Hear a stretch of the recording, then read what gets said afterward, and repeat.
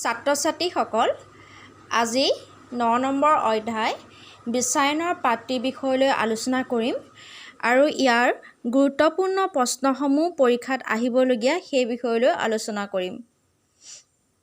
এতিয়া আমি যিটো যুগত বসবাস কৰি আছোঁ সেই যুগটো হৈছে বিশ্বায়নৰ যুগ বুলি কোৱা হয়। সাধাৰণ সকলো কথা বতৰাতে মানুহে বিশ্বায়নৰ কথা কয়।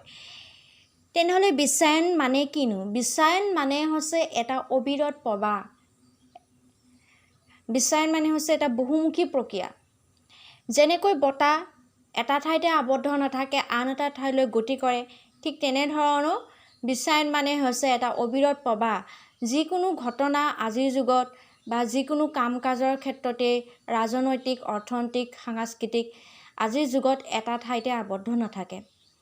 আজিৰ ঠাইত যিকোনো হোৱা এটা ঘটনা আন এটা ঠাইলৈ বা আন এখন ঠাইলৈ সোনকালে বিয়পি পৰে।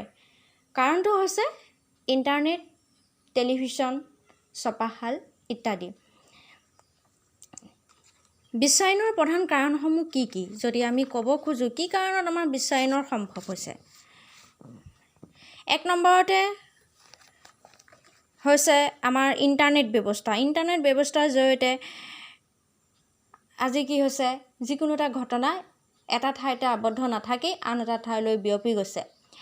টেলিভিছন, ছপাশাল, টেলিগ্ৰাফ, ডাকতাৰ ইত্যাদি হৈছে বিশ্বায়নৰ কাৰণ সেইসমূহৰ যোগেদি এটা যিকোনো ঘটনা বা যিকোনো বিষয়বস্তু এটা ঠাইতে আবদ্ধ নাথাকি আন এটা ঠাইলৈ গতি কৰিবলৈ লৈছে। কেৱল আমি বিশ্বায়নৰ কথা ইমান সংক্ষেপে ক'লেও নহ'ব। বিশ্বায়ন এটা বহুমুখী প্ৰক্ৰিয়া। কাৰণ বিশ্বায়ন আজিৰ যুগত অৰ্থনৈতিক ক্ষেত্ৰত, সাংস্কৃতিক ক্ষেত্ৰতেই হওক বা ৰাজনৈতিক ক্ষেত্ৰত সম্পূৰ্ণৰূপে প্ৰভাৱ পেলাইছে। আজিৰ ৰাষ্ট্ৰ এখনৰ যিকোনো ক্ষমতা বা কাৰ্য এই সকলোবিলাক এখন দেশতে আবদ্ধ হৈ থকা নাই, আন এখন দেশলৈ বিয়পি গৈছে। তেনেকৈ অৰ্থনৈতিক ক্ষেত্ৰতো যদি আমি চাওঁ, আজি বিশ্ব বজাৰৰ কথা আমি ক'ব পাৰোঁ। সম্পদৰ বিতৰণ, সম্পদসমূহ এইসমূহ আন এখন ঠাইলৈ বিয়পি গৈছে। এখন ঠাই ব্যৱসায় বাণিজ্যসমূহ আন এখন ঠাইতো প্ৰভাৱ পৰিছে। সাংস্কৃতিক ক্ষেত্ৰতো বিশ্বায়নৰ প্ৰভাৱ পৰিছে, বহুত বেছিকৈ প্ৰভাৱ পৰিছে। যেনেকৈ আমাৰ খোৱা বোৱা, বিশেষকৈ পিন্ধা উৰা, চিন্তা চৰ্চা এইখিনিক লৈ কিন্তু বহুতখিনি প্ৰভাৱ পৰিছে। এতিয়া উদাহৰণস্বৰূপে যেনেকৈ আমাৰ এতিয়া ভাৰতবৰ্ষত চাইনিজ যিবিলাক ফুড আছে সেইখিনি প্ৰভাৱ পৰিছে। পিন্ধা উৰাৰ ক্ষেত্ৰতো পশ্চিমীয়া সংস্কৃতি যিখিনি আছে সেইখিনি প্ৰভাৱ পৰিছে। বা চিন্তা চৰ্চাই হওক, যিকোনো নাচ গানৰ পৰা সাজ পোছাক সকলোবিলাকেই এতিয়া এখন দেশত আবদ্ধ হৈ থকা নাই। গতিকে এই সকলোবিলাক সম্ভৱ হৈছে বিশ্বায়নৰ কাৰণতেই। এতিয়া আহাচোন আজি ইয়াৰ গুৰুত্বপূৰ্ণ প্ৰশ্নসমূহ কি যিখিনি পৰীক্ষাত আহিব পাৰে। এটা গুৰুত্বপূৰ্ণ প্ৰশ্ন হৈছে আৰ্হি প্ৰশ্নাৱলীত চোৱাচোন, বিশ্বায়নৰ ৰাজনৈতিক, অৰ্থনৈতিক আৰু সাংস্কৃতিক প্ৰভাৱসমূহ কি কি? ছাত্ৰ ছাত্ৰীসকল এই প্ৰশ্নটো তোমালোকৰ পৰীক্ষাত হয় 6 নম্বৰ আহিব পাৰে, নহয় এটা বিষয় লৈ পেলাই 4 নম্বৰৰ পেৰেগ্ৰাফকৈ লিখিবলৈ আহিব পাৰে। উদাহৰণস্বৰূপে বিশ্বায়নৰ ৰাজনৈতিক প্ৰভাৱসমূহ কি কি আলোচনা কৰা বা অৰ্থনৈতিক প্ৰভাৱসমূহ কি আলোচনা কৰা, এনেকৈ ভাগ ভাগ কৰিও দিব পাৰে। গতিকে এইটো আটাইতকৈ গুৰুত্বপূৰ্ণ প্ৰশ্ন। 2 নম্বৰ যদি আমি চাওঁ যে বিশ্বায়নৰ কিটো গুৰুত্বপূৰ্ণ, ইয়াত প্ৰশ্নটো আহি প্ৰশ্নাৱলীত দিয়া নাই। বিশ্বায়নৰ কাৰণসমূহ আলোচনা কৰা, কি কি কাৰণত বিশ্বায়ন সম্ভৱ হৈছে সেই কাৰণসমূহ আলোচনা কৰা, সেইটোও গুৰুত্বপূৰ্ণ প্ৰশ্ন।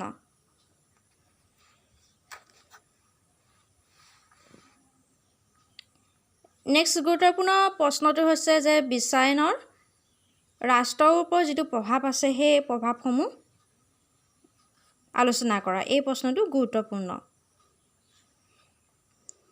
তাৰপিছতে বিশ্বায়নৰ 4টা দুখ, বিশ্বায়ন কাক বোলে, এনেকুৱা ধৰণৰ প্ৰশ্নসমূহ পৰীক্ষাত অহা দেখা যায়। কিন্তু আটাইতকৈ গুৰুত্বপূৰ্ণ বুলি ক'লে বিশ্বায়নৰ ৰাজনৈতিক, অৰ্থনৈতিক, সাংস্কৃতিক প্ৰভাৱসমূহ, আনহাতে বিশ্বায়নৰ কাৰণ, বিশ্বায়ন কাক বোলে, বিশ্বায়নৰ ধাৰণাটো চমুকৈ লিখা বা বিশ্বায়নৰ 4টা দুখ লিখা, এনেকুৱা প্ৰশ্নসমূহ পৰীক্ষাত প্ৰায় আহি থকা দেখিবলৈ পোৱা যায়। ছাত্ৰ ছাত্ৰীসকল আহাচোন মই কেনেকৈ লিখিছোঁ।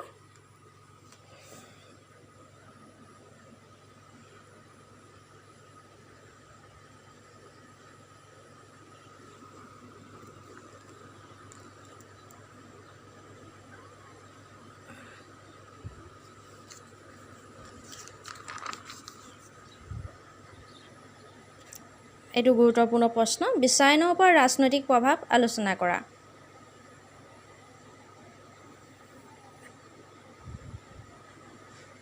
এই প্ৰশ্নটো প্ৰথম প্ৰশ্নটো যে বিশ্বায়নৰ ৰাজনৈতিক, অৰ্থনৈতিক, সাংস্কৃতিক প্ৰভাৱ আলোচনা কৰা, সেই প্ৰশ্নটোৰ লগতে সংযোগ আছে। ইয়াৰ ৰাজনৈতিক প্ৰভাৱসমূহ আলোচনা কৰিবলৈ কৈছে।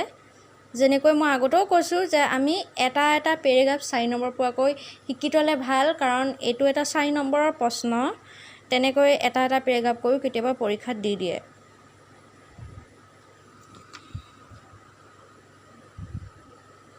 ছাত্ৰ ছাত্ৰীসকল আজিলৈ ইমানতে সমাপ্ত কৰিছোঁ। আকৌ তোমালোকক পুনৰ লগ পোৱা আশাৰে ধন্যবাদ।